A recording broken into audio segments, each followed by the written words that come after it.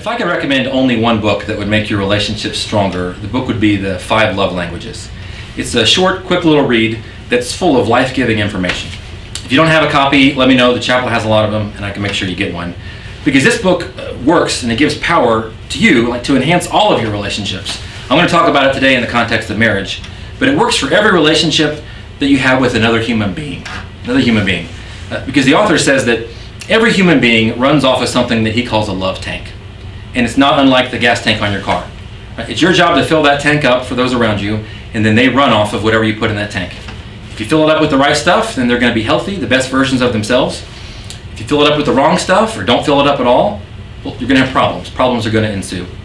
And it's important we see that that's not escapable. That's just a principle of life. Just like gravity is, it applies to every relationship you have. You have to keep them topped off in a healthy way. Now, the way we do that is by speaking our spouse's love language, loving them and filling their tank up in a way that means something to them. Now, what we often do, and I don't think we do this on purpose, is we unconsciously tend to try to love other people with our love language, because that's just the way we naturally see the world. But that doesn't work. If your love language is acts of service and you try to do that to show your spouse that you love them and their love language is words of affirmation, I'll explain that in a minute, they're not going to feel loved. And that's just going to frustrate both of you. It's like trying to speak Chinese to someone who only knows English. It doesn't work and it's frustrating and it's a waste of time. A much better approach is to learn your spouse's love language. So I'm going to give you a link to a free little test you can take online. I would encourage both of you to take it and then share what your love language is. And then later I would say have everybody in the house take it. If you have kids, have them take it too, so that you and your spouse, or you if you're a single parent, can build a home where everyone is loving each other deliberately and intentionally the way that each person in the home needs to be loved. That's how we bring out the best version of everybody.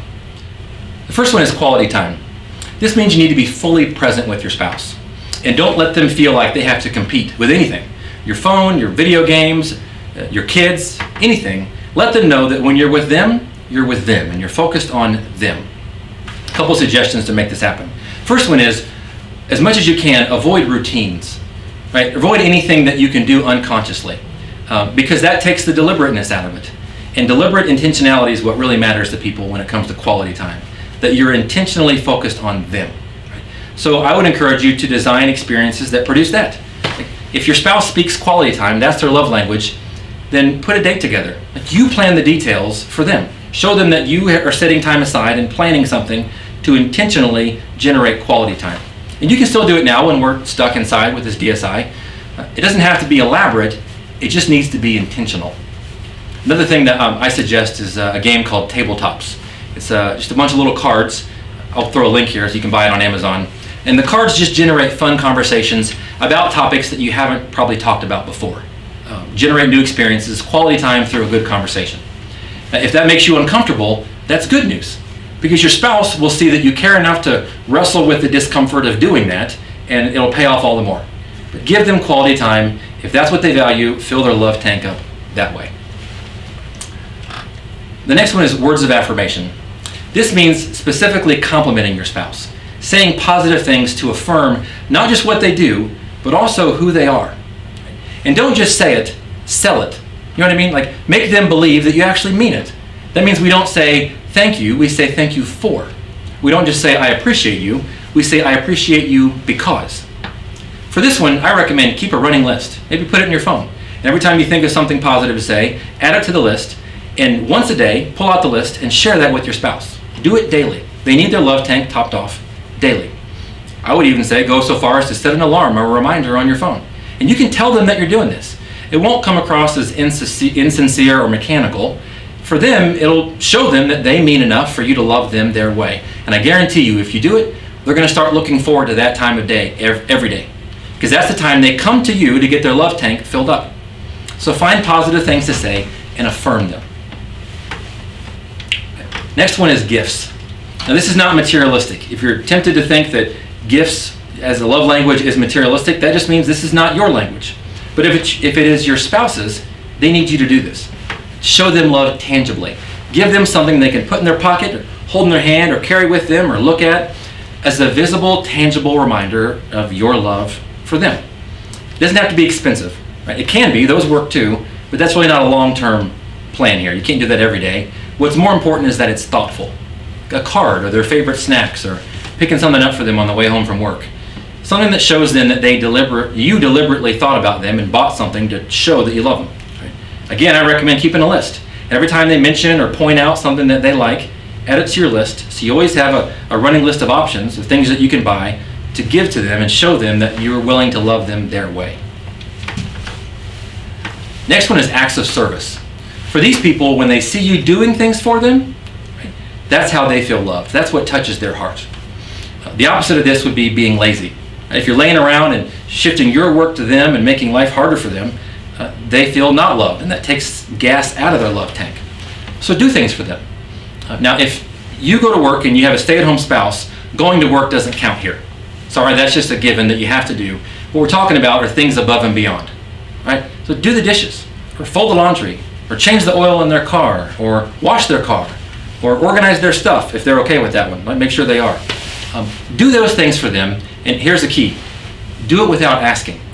Right? Don't ask, just get up and do. Don't ask, hey, do you want me to do the dishes for you? Of course they do. Right? Just do the dishes. Right? Or fold the laundry. When you do those things on your own, it shows them that you're willing to love them their way. Acts of service. Last one is physical touch. This is, of course, not just in the bedroom, right? But as human beings, we all need to feel some kind of contact with at least one or two other people. If this is your spouse's love language, it's even that more important to them. So we're talking about hugs, or putting your arm around them, or holding their hand, right? Public displays of affection, something like that.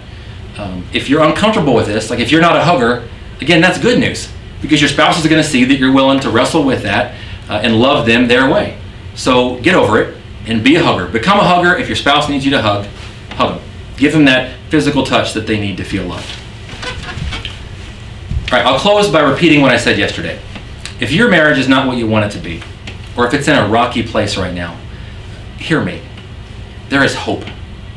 You can turn it around. Or you can make it become something that it has never been yet. Right? You can make your marriage a life-giving source of companionship for both you and your spouse. But you cannot do it without hard work. It's not possible. If you have in your mind that relationships are supposed to be easy and your marriage is hard because you picked the wrong person, well, you're never going to have a good marriage. Ever. Because the truth is, people are messy and we're insecure. And your spouse is asking you to deal with their insecurities the same way you're asking them to deal with your messes. That's just reality. And two people living together, like there's a very unglamorous side to that. Now, none of this will ever make a greeting card, or they're not going to make a movie out of this by, on Disney. That's not going to happen, but it's reality. This is just the way it works. Relationships are hard. If yours is hard, sounds about right. They're hard work. I encourage you to start speaking your spouse's love language.